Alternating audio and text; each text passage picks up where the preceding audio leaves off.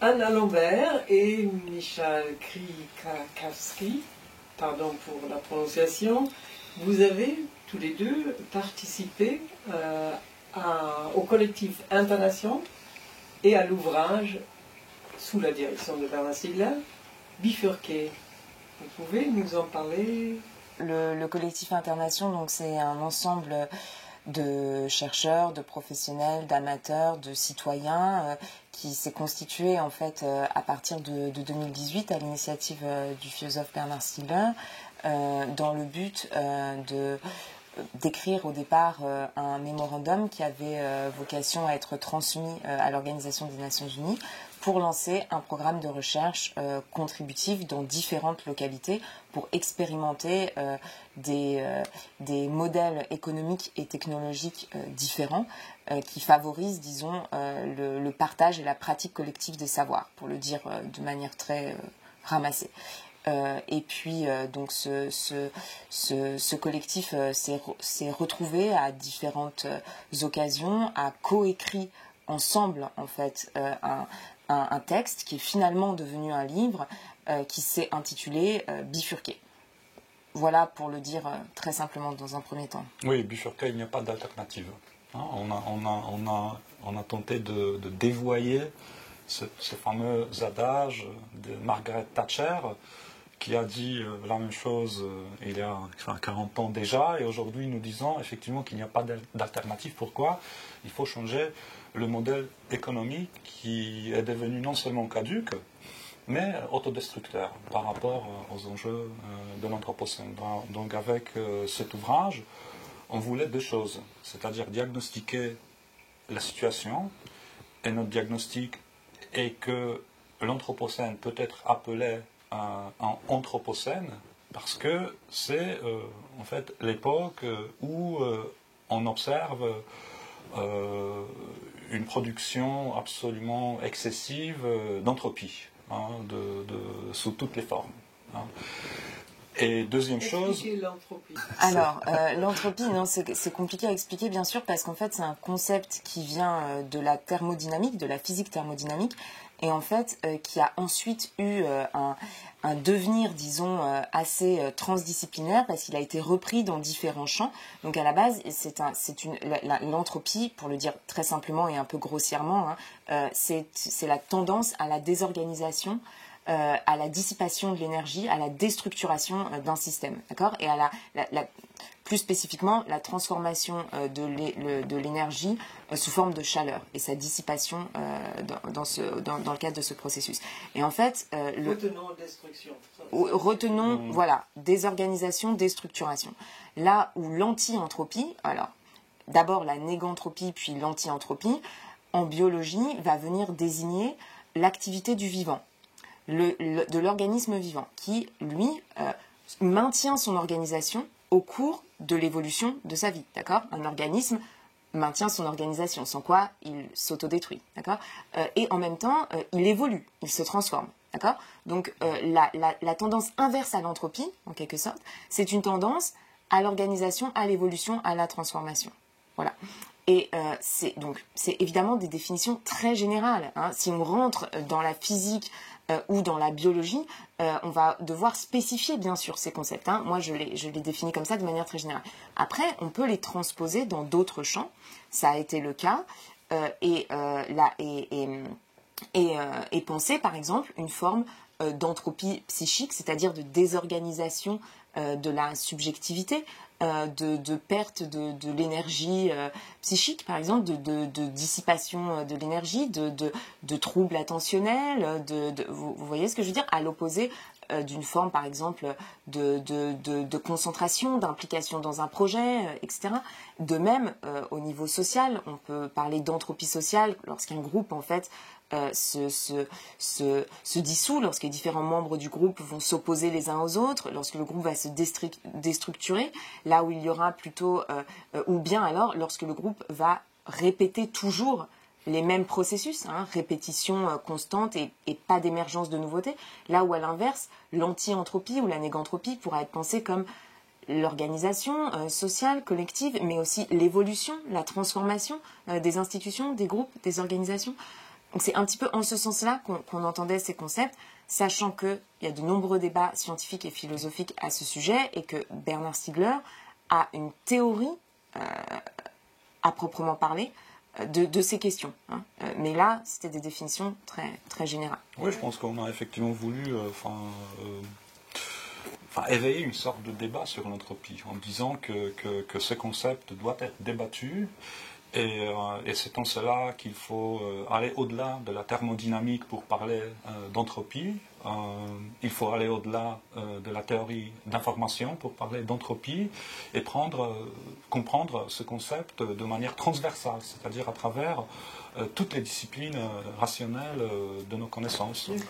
Et pour ajouter peut-être un tout petit point là-dessus et faire le lien avec l'Anthropocène, l'idée aussi de Bernard Stiegler sur ce point, c'est que le vivant, lorsqu'il devient un vivant technique, lorsqu'il s'extériorise en produisant des organes artificiels, se trouve dans une situation ambivalente parce que à partir de ces organes artificiels, à partir de ces outils techniques, ou bien il peut augmenter la production d'entropie, ou bien à l'inverse, il peut augmenter la production d'anti-entropie. C'est-à-dire que ou bien ces organes artificiels, ces outils, ces machines, ces dispositifs vont consommer de plus en plus d'énergie et aller vers la destruction, disons, des ressources matérielles et des organisations sociales, ou bien, à l'inverse, ils vont pouvoir devenir des supports de savoir collectif, donc d'individuation psychique et sociale, donc de négantropie en ce sens-là.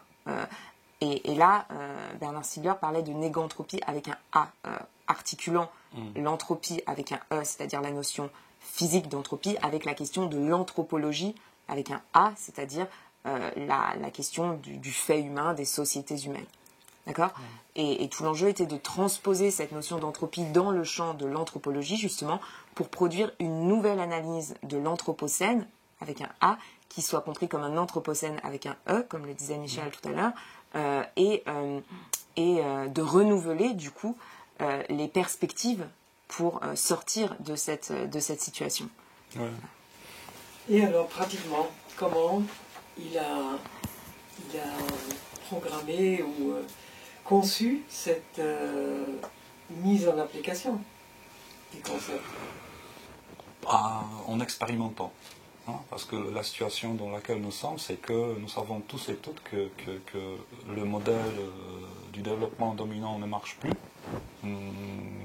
Ça nous mène nulle part, ou ça nous mène à la catastrophe, mais personne ne sait comment changer. Donc je crois que dans cet ouvrage, ce qu'on a voulu dire, c'est que justement, il faut expérimenter. C'est pour ça, on disait que un réseau de territoires d'expérimentation doit se constituer pour tenter des modèles économiques nouveaux, mais à la base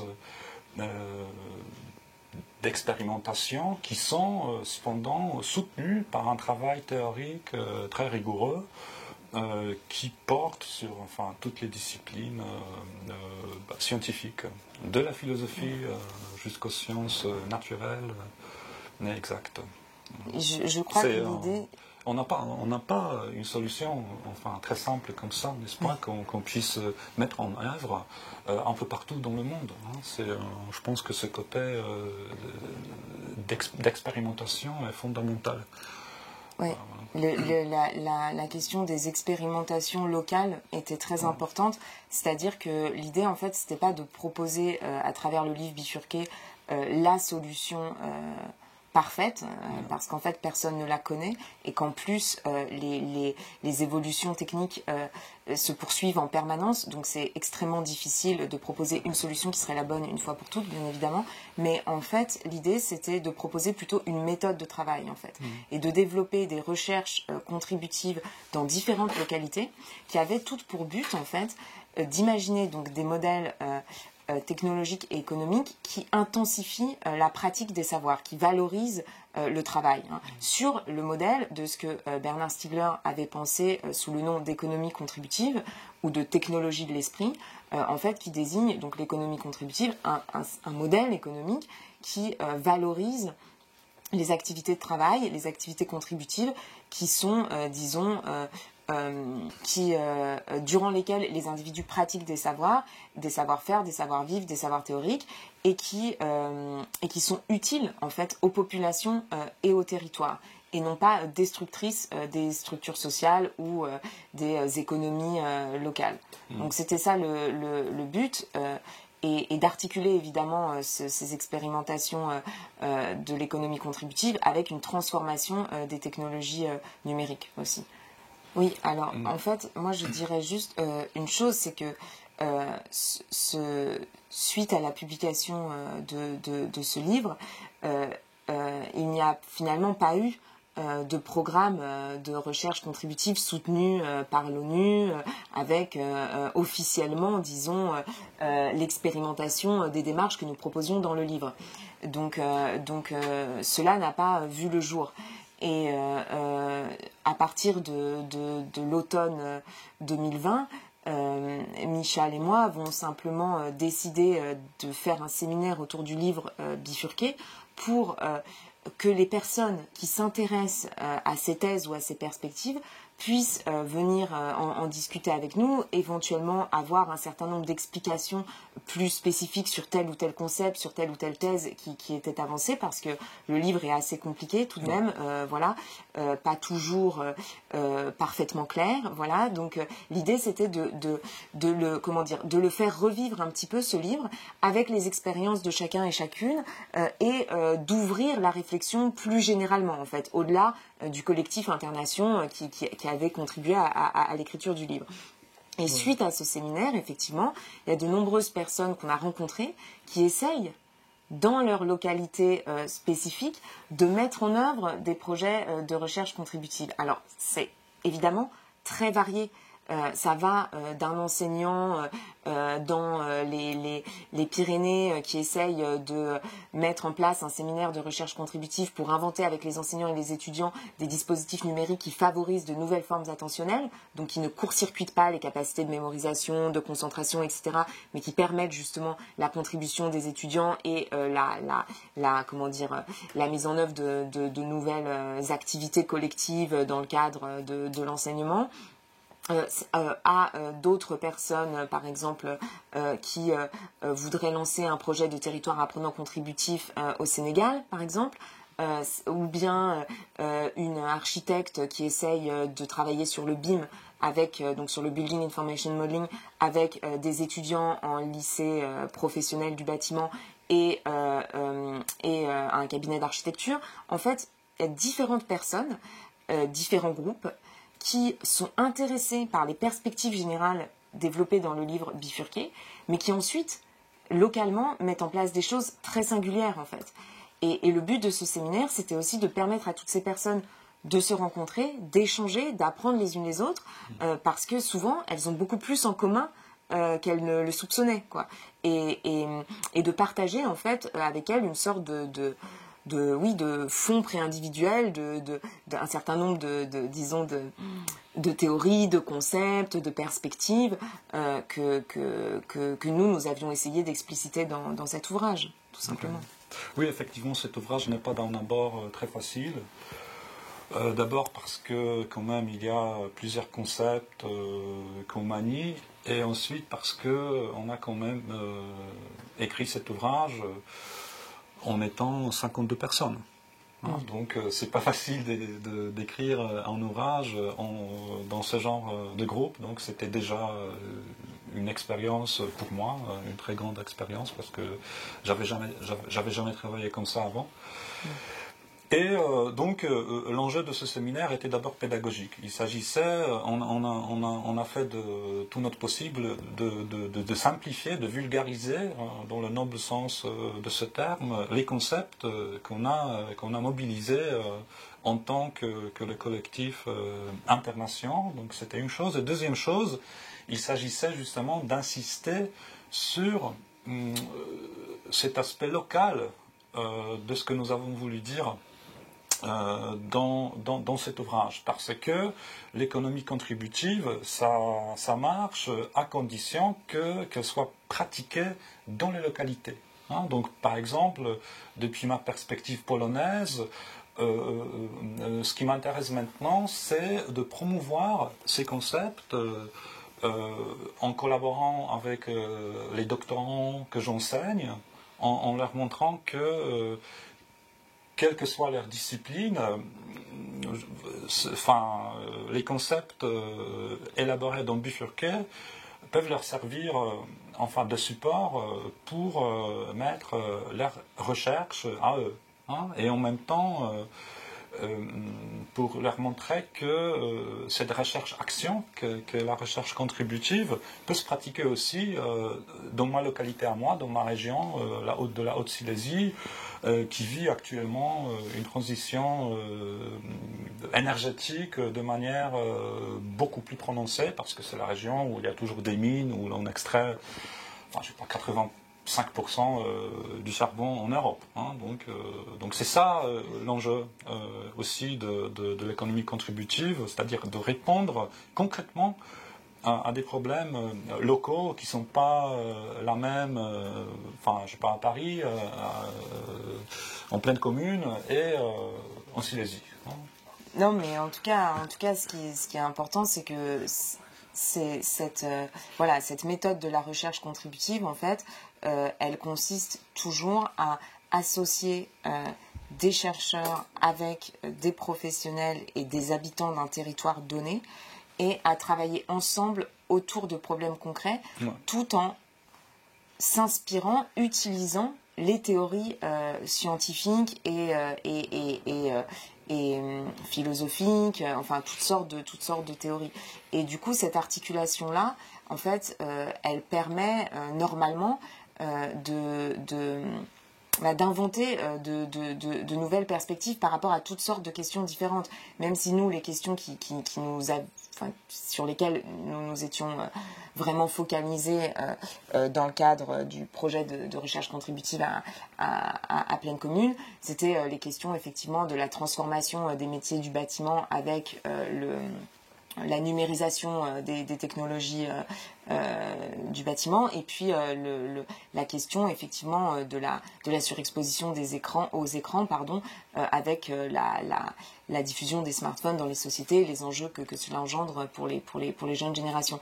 Et donc là, vous aviez deux problèmes très concrets, en fait, et à partir de là, eh bien, il y a toutes sortes de questions théoriques qui se posent, c'est-à-dire comment les esprits sont-ils conditionnés par leur milieu technique, comment un enfant se développe-t-il, comment toutes sortes de choses, qu'est-ce qu'un espace transitionnel, ou bien dans le cas du bâtiment et de l'architecture, eh bien quel est le rôle qu'a joué historiquement l'écriture dans la constitution de la ville, comment le numérique transforme-t-il l'urbanité, reprendre la question de l'histoire des processus de l'urbanisation, etc., en fonction des dispositifs technologiques. Bon, à chaque fois, vous avez besoin en fait d'un recul théorique pour appréhender la situation problématique qui est la vôtre aujourd'hui et pour en tirer de nouvelles perspectives, pour inventer des solutions aux problèmes posés. Et ça, ni les chercheurs ne peuvent pas le faire tout seuls dans leur petite bulle, dans leur bureau à l'université, mais les citoyens, les habitants, les professionnels, souvent ne peuvent pas le faire non plus. Ils se trouvent démunis par rapport à ça. Donc il faut s'associer et en général, notre espoir, c'était que ce type d'association puisse se révéler fructueuse. Mais en fait, il y a derrière tout ça aussi un enjeu épistémologique et scientifique majeur, parce que qu'est-ce que nous disons? Nous disons que le modèle économique que nous héritons du XXe siècle a été bâti sur des modèles théoriques qui sont périmés. Ça a été bâti de manière à éviter la question de l'entropie qui est centrale dans le contexte économie, comme l'a montré Nicolas Georgescu-Reagan déjà dans les années 70. Mais à l'époque, personne ne l'écoutait. Alors nous disons qu'il nous faut un nouveau modèle scientifique en tant que base pour une économie nouvelle. Donc il y a quand même une confiance en la puissance des concepts, que ce soit les concepts philosophiques ou que ce soit les concepts scientifiques. Et justement, c'est ce genre de nouveaux concepts que nous offrons en parlant justement d'entropie. Et c'est vrai que c'est très important peut-être de mentionner Nicolas Georgescu-Roegen ici, parce que ces réflexions sont un petit peu, en arrière-fond des réflexions du collectif Internation qui sont proposées dans Bifurqué. Vous savez qu'il a écrit un texte qui s'appelle, qui a été nommé La décroissance. En fait, c'est un recueil de textes, et la suite du titre, il me semble, c'est Économie, écologie, entropie, ou écologie, entropie, économie, ou entropie, écologie, économie. Je ne me souviens plus de l'ordre exact des termes. Mais en tout cas, l'idée, c'était aussi nous ne parlions pas de décroissance à proprement parler, puisque c'est un concept que Bernard Stiegler n'a jamais adopté, justement, parce que lui parlait de mécroissance dans un livre notamment qui s'appelle Pour en finir avec la mécroissance. Et donc il s'agissait de dire, il ne s'agit pas nécessairement de décroître, en fait, il s'agit de croître mieux, c'est-à-dire de ne pas... Et croître mieux, qu'est-ce que ça veut dire, parce que ça ne veut pas dire grand-chose dit comme ça, mais en fait, il s'agit donc d'intensifier une forme de croissance anti-anthropique. En fait, l'anti-anthropie, c'est la croissance au sens où c'est la possibilité pour un système de se développer, de se renouveler. Mais non pas en épuisant ses ressources, au contraire, en fait, en produisant de la nouveauté, mais de manière écologique, au sens en s'économisant, quoi. Vous voyez un petit peu l'idée, donc peut-être que c'est pas clair du tout, mais en tout cas, l'enjeu ici, c'était vraiment de dire que la question de la croissance doit être repensée, la question de la richesse aussi, et que la richesse, avant tout, en tout cas si on en croit, si on suit Bernard Stiegler sur ce point-là, c'est avant tout les savoirs, en fait. C'est la production et la pratique de savoir. C'est ça qui fait la richesse des sociétés humaines, c'est ça qui fait aussi leur diversité. Et c'est pour ça qu'il ne s'agit pas seulement de protéger la biodiversité, mais aussi la sociodiversité et la noodiversité. C'est deux concepts qui sont importants dans le livre Bifurqué aussi, c'est-à-dire la diversité des savoir-faire, des savoirs théoriques, des savoir-vivre dans les différentes localités. Si... pour s'opposer à des tendances homogénéisantes ou standardisantes qui, en fait, alignent tous les comportements humains sur le même modèle, un modèle consumériste qui est extrêmement dangereux pour la planète elle-même. Voilà. Donc, passons à votre tout dernier projet, qui est de ce collectif Organoesis international. Ouais. Non seulement international, mais interprofessionnel et intergénérationnel. Effectivement. Oui, ce collectif s'est constitué à la suite de notre séminaire autour de Bifurqué. On l'a fondé avec Anne et avec 5 personnes qui représentent justement tous les secteurs d'activité. Ce sont des chercheurs, mais aussi des citoyens, citoyennes, donc de différents âges. Et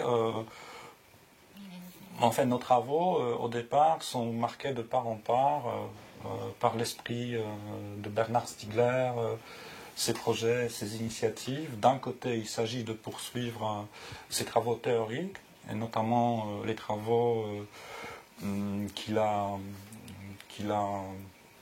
commencé dans ses derniers ouvrages. Ces ouvrages sont très programmatiques, donc il s'agit d'approfondir certains concepts qu'il a signalés. Il s'agit aussi de lire les ouvrages qu'il disait qu'il faut lire, parce que Bernard disait souvent, il faut passer par Vygotsky, il faut passer par Georgescu-Roegen, il faut passer par... etc. Donc c'est le travail à faire, et nous voulons le faire.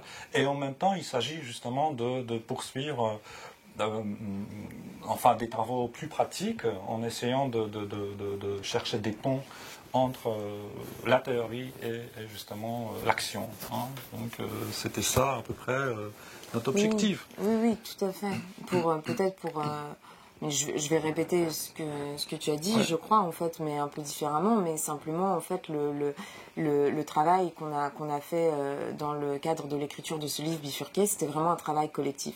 C'est-à-dire qu'on ne peut pas le faire tout seul. Il ne s'agit pas, en fait, aujourd'hui, enfin, nous croyons, enfin, en tout cas, je crois, qu'il ne s'agit plus de produire des grandes théories ou des grands systèmes philosophiques qui pourraient être, en fait, la production d'un individu isolé.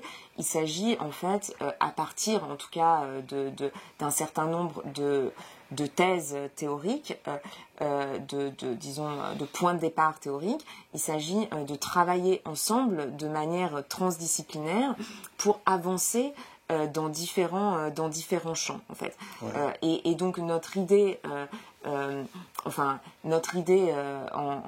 écrivant ce livre bifurqué collectivement, c'était aussi de mettre en œuvre une certaine forme de pratique de la transdisciplinarité, ce qui n'est vraiment pas évident, ce qui est très difficile à mettre en œuvre. En fait, on en parle beaucoup, mais quand on veut le faire vraiment, c'est très difficile. Et là, si on a pu le faire, c'était aussi parce qu'on partageait un certain nombre de présupposés, disons, ou disons d'idées communes, hein, qui sont notamment issues des travaux de Bernard Stiegler, hein, et qui sont inspirées beaucoup par cette notion d'organologie, c'est-à-dire cette idée qui consiste à dire qu'il s'agit d'étudier les relations entre les organismes vivants et les organismes vivants psychiques, et puis les organes techniques, les outils techniques, les milieux techniques, les dispositifs techniques, et les organisations sociales, c'est-à-dire les groupes sociaux, les structures, les institutions. Et en fait, quand vous adoptez une telle perspective de recherche, vous avez besoin nécessairement de toutes les disciplines. Vous avez besoin de personnes qui connaissent évidemment le fonctionnement des technologies numériques, vous avez besoin de personnes qui connaissent le fonctionnement de l'appareil psychique ou de personnes qui connaissent le fonctionnement de la cognition, vous avez besoin de personnes qui connaissent la biologie, les corps, vous avez besoin de sociologues, de personnes qui font des sciences politiques, des sciences économiques, etc. Et donc, nous, ce qu'on aimerait essayer de poursuivre avec ce collectif Organoesis, c'est aussi cette manière de faire de la recherche collectivement à partir de différentes disciplines, tout en partageant, disons, des perspectives théoriques communes et un certain nombre de concepts communs, parce que sans ça, c'est très difficile quand même de communiquer. Donc voilà un petit peu ce que nous voulions essayer de lancer. Et par ailleurs, nous voulions articuler ça avec toutes sortes en fait de projets locaux mis en œuvre par de nombreuses personnes très différentes les unes des autres, hein, dans des champs professionnels et dans des aires géographiques très différentes, mais qui sont toutes inspirées justement par cette méthode de la recherche contributive et par cette vision pharmacologique du numérique, hein, c'est-à-dire qui consiste à évaluer à chaque fois la manière dont les technologies nous transforment et dont nous pouvons nous-mêmes les transformer, et à chaque fois à essayer d'intensifier leur potentiel, disons, capacitant, et pour éviter qu'elles ne nous dépossèdent en fait de nos savoirs, tout simplement. Oui.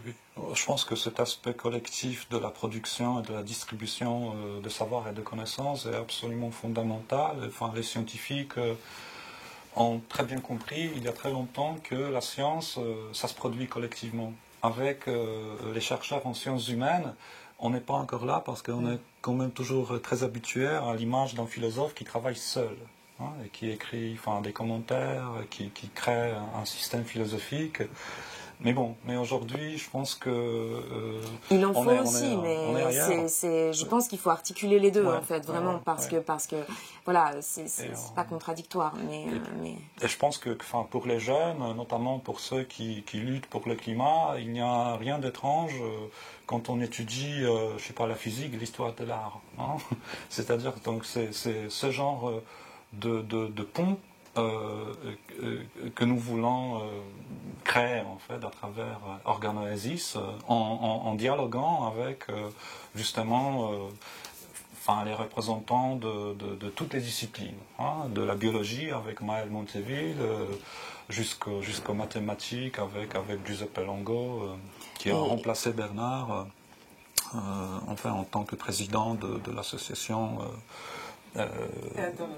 voilà, donc des amis de la génération Thunberg, Avec laquelle nous collaborons aussi. Bien sûr, mais nous voulons surtout aussi que ce collectif en fait soit très très très ouvert et que toutes sortes de personnes qui sont intéressées par ces perspectives puissent participer aux différentes activités et Si vous pouvez donner un exemple où, disons, un biologiste travaille avec un philosophe, non pas un philosophe, mais un spécialiste de l'art ou du design. Alors pour le design... moi, je peux vous donner un exemple qui est toujours un peu le même, qui est l'exemple du projet de clinique contributive que j'avais lancé avec Bernard Stiegler et auquel participait Maëlle Monteville, qui est biologiste. Et là, nous travaillions ensemble avec Marie-Claude Bossière aussi, qui est pédopsychiatre, avec une psychologue qui s'appelle Marie Duverger, avec toutes sortes de personnes, et notamment des puéricultrices, dans le cadre d'une structure de protection maternelle et infantile. Et nous avions l'intention, à l'époque, de travailler aussi avec des designers, entre guillemets, ou des informaticiens, ou en tout cas des ingénieurs qui travaillent chez Orange, par exemple, pour en fait essayer d'imaginer des réseaux sociaux ou des applications qui ne soient pas nocives pour le développement psychique, notamment des jeunes enfants. Alors, est-ce que c'est possible ? Peut-être pas, puisque bien sûr, on ne règle jamais un problème avec une solution technologique. Mais l'idée, c'était simplement de faire prendre conscience à certaines personnes qui travaillent vraiment dans le champ de la technologie des enjeux psychiques et sociaux des objets qu'ils fabriquent, en croisant des perspectives donc de philosophie et de biologie, et aussi des sciences de l'éducation et de psychologie, etc., pour réfléchir ensemble à ces problèmes et pour essayer de produire des dispositifs différents et des pratiques différentes aussi, surtout. Donc là, par exemple, c'était un projet de recherche contributive qui était à la fois transdisciplinaire, puisque moi je participais en tant que chercheuse en philosophie, Maëlle Monteville participait en tant que chercheur en biologie, et puis aussi nous travaillions aussi avec des professionnels et puis avec des citoyens aussi, avec des parents qui s'inquiétaient à ces sujets,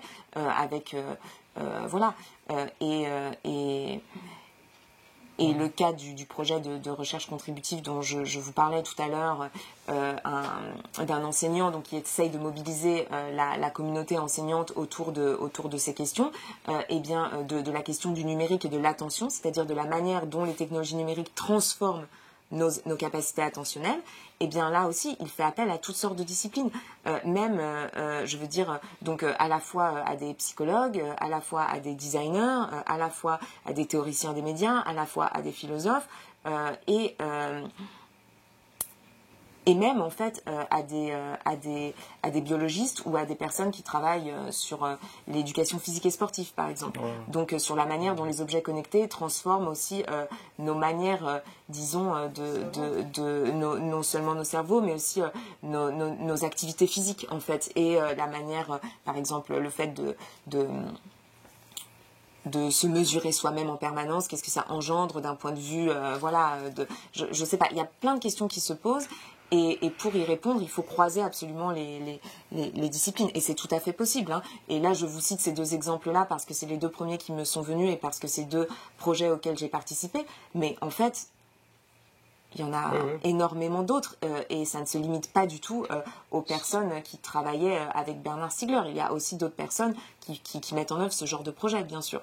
Donc l'idée,